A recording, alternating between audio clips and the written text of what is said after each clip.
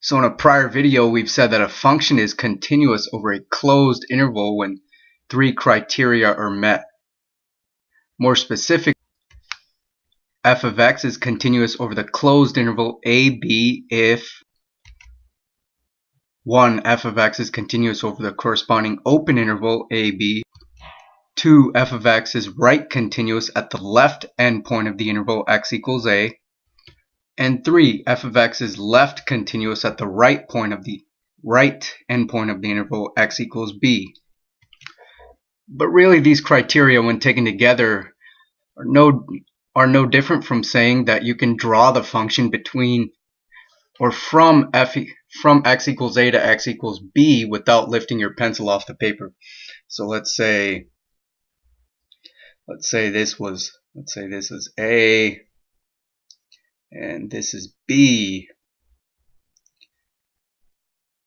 Let's say this is f of a and this is f of b. So we end up here. If this function is continuous over AB, i.e. if these three criteria are met, then you can draw the function without having to draw the function starting at A and ending at B without having to lift your pencil off the paper. So why is meeting these three criteria equivalent to being able to draw the function from A to B without having to lift your pencil off the paper?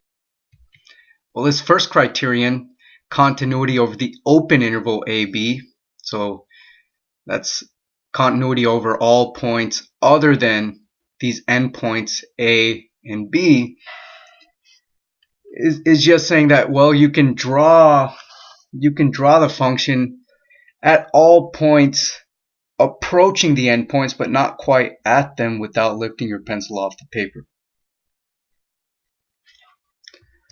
So say we wanted to get from, say, this point here to this point here.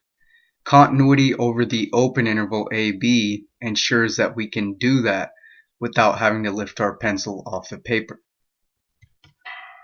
What about criterion 2? What's that saying? F of x is right continuous at x equals a. Well, that's just saying that the limit as x approaches a from the right of f of x is equal to f of a. Well, what's this equation saying? Well, it's basically saying that the function value that you would get very close to, or that you would approach as you let x approach a, would be the same as the function value you would get to should you take that tiny extra step and actually make it over to x equals a. So you let x get close to a coming in from the right. F of x is going to get really close to f of a. You take that tiny step leftward and then you will actually get to f of a. You take that tiny step leftward to x equals a, and f of x you will get to f of a. And that'll enable you to draw the function coming in from points just to the right of x equals a, leftward out to x equals a without having to lift your pencil off the paper, because you're going to get, as you come in from the right, you're going to get close to x equals a, or you're going to get close to, when you get close to x equals a coming in from the right, you're going to get close to f of a, but when you actually make it to a, you'll be right at f of a. And the third criterion, f of x is left continuous at x equals b, is just saying that, well, the limit as x approaches b from the left of f of x is equal to f of b. So this is basically saying that, well, as you let x get really close to b coming in from the left, f of x is going to get really close to f of b. Well, f of x is going to get really close to a number. That's what the left side is saying. It's going to get close to a particular number. But that number, the equality is saying that number that you get close to is going to be the same as the function value should you take that extra step and actually make it out to be. So you approach a number, f of x approaches a number as you come in from the left, approaching x equals b. But that number that f of x approaches is the same as the number that you would get were you to actually take that tiny extra step rightward and make it out to x equals b. And because of that, you can draw the function without having to lift your pencil off the paper when you're trying to get from points just to the left of x equals b actually to x equals b.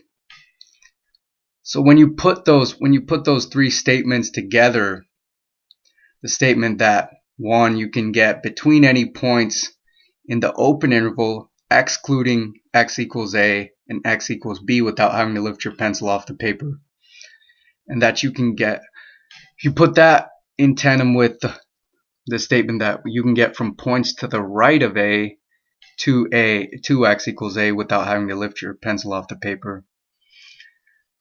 Finally, with the statement that you can get from points to the left of x equals b to x equals b without having to lift your pencil off the paper, we can see that you put those three together, that implies that you can get from x equals a all the way out to x equals b without having to lift your pencil off the paper. So continuity over a closed interval is essentially being able to get from the left endpoint to the right endpoint without having to lift your pencil off the paper. So let me write that down. So I've written here that continuity of f of x over the closed interval AB implies that f of x can be drawn from this point a f of a all the way out to this point b comma f of b without having to lift your pencil off the paper. But such functions that are continuous over closed intervals have a very, very important property, and that's really the main subject of this video. That's that they take on every single value between their values at the endpoint. So this function f of x is going to take on every single value between f of a and f of b. Let's say f of a was like, I don't know, let's say this is 10, and let's say f of b is 2. And f of x is going to take on every single value between 2 and 10. So it doesn't matter whether it's like, I don't know, 7.5 or 2.00000001 or I don't know 9.5. It will take on every single value between 2 and 10. So let's look at a few more continuous functions and make sure that it's still the case that the function takes on every single value between the values at the endpoints. So all of these three functions here are continuous on closed intervals. So you can draw the function between the left endpoint and the right endpoint, or I should say from the left endpoint to the right endpoint in the interval without having to lift your pencil off the paper. So in this function here, it looks like the function takes on every single value between this value and this value. In other words, you cannot find a value for which the function does not take on that value. So if you picked a value, say if you picked a value here, at least at one point in this interval, a function equals that value. So let's say we picked a value here. Draw a horizontal line. Well, looks like that function equals that value at 3 different points. Picked a value right here. The function equals that value at 1 point. So any value between f of a and f of b, function is going to equal that value at least 1 point. Now let's look at this one. Between f of a and f of b, pick any point here. The function will equal that value at least at 1 point. And that's the case here. And if we look at this function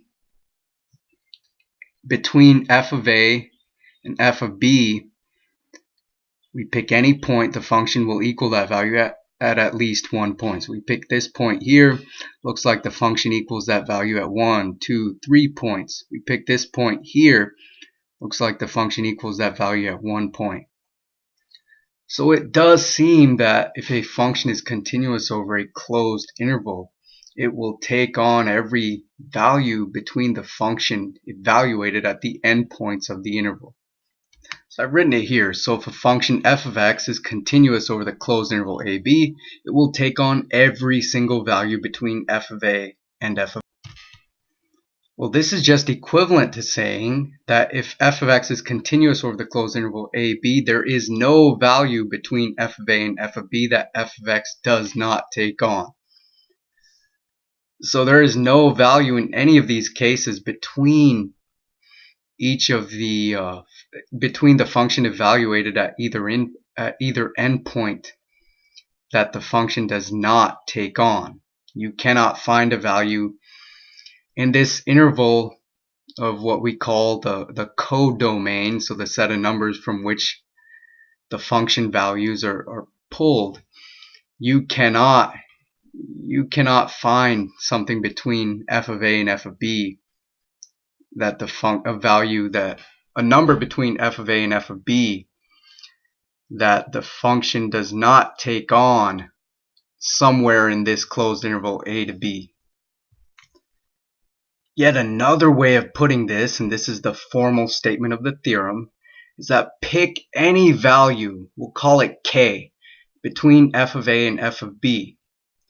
If we know f of x is continuous over the closed interval a to b, then we know that there is some value of x in the interval. We'll call that value c, for which when you apply the function to that value, you get to that x value, you get k again. And this is the formal statement of the intermediate value theorem. So you pick any point between f of a and f of b. We'll call that point k. You pick any k here. Then there's going to be some c between a and b such that f of c is k. And in this case, if k is this point here, then we'll have c here. But let's say k is here. There can be multiple values of c. It just says that there exists some c. So there can be multiple c. So let's say this is k. If this is k, then there's going to be one value c here, another possible value, and a third possible value. So there exists at least one value, x equal to c, such that f of c is equal to k. So this box statement here is called the intermediate value theorem. And the name should kind of make sense because we're speaking about values intermediate between f of a and f of b. Well, great, we know what the theorem is now, but the question is now, why is it useful? Why should we bother with it? Well, the power of the theorem, one really useful way in which it can be used is, let's say you're looking for zeros of a function. So looking for zeros of f of x. And let's say you know f of 1 is less than 0, and you also know f of 2 is greater than 0. And finally, you know that f of x is continuous over the closed interval 1, 2. The intermediate value theorem tells you, well, it's going to have to take on, f of x is going to have to take on every single value between f of 1 and f of 2. But we know f of 1 is less than 0, it's negative, and f of 2 is positive. So that means the intermediate value theorem tells us that f of x attains a 0 somewhere in this interval. So intermediate value theorem tells us that f of x equals 0 somewhere in this interval 1, 2. We don't know exactly where, but we know somewhere that it does. So let's look at a concrete example. Let's say we're interested in finding the zeros of f of x equals x cubed plus 1/2 x plus 3. And a factoring strategy does not immediately jump out at us, so we just decide to plug in some points. And by sheer dumb luck, we plug in x equals -1 and x equals -2. So what's f of -2? Well, f of -2 is going to be -2 cubed plus 1/2 times -2 plus 3. Well, that's going to be -8 minus 1. So that's -9 plus 3 is -6. What about f of -1? That's going to be -1 cubed plus 1/2 times -1 plus 3. So that's going to be -1 plus -1/2. So that's -3/2 plus 3. 3 is the same as 6/2. So -3/2 plus 6/2 is just +3/2. So we can see here that f of -2 is less than 0. F of -1 is +3/2, so that's greater than 0. We know f of x is continuous everywhere because it's a polynomial function. So we also know it's certainly continuous over the closed interval. Just abbreviate continuous CONTIN over the closed interval -1 or -2 to -1. If it's continuous over this closed interval, then we know that the intermediate value theorem tells us that, well, somewhere in this interval we have a 0 because f of x has to attain every single value between -6 and 3/2 over this interval. One such value is 0, so we can conclude that f of x has a 0 between, so let's say has 0 in the closed interval -2 to -1. And so we couldn't readily factor this, but by plugging in points we kind of narrowed down where the 0 might be, or where the 0 is. And we could plug in some more points and get closer and closer to that 0.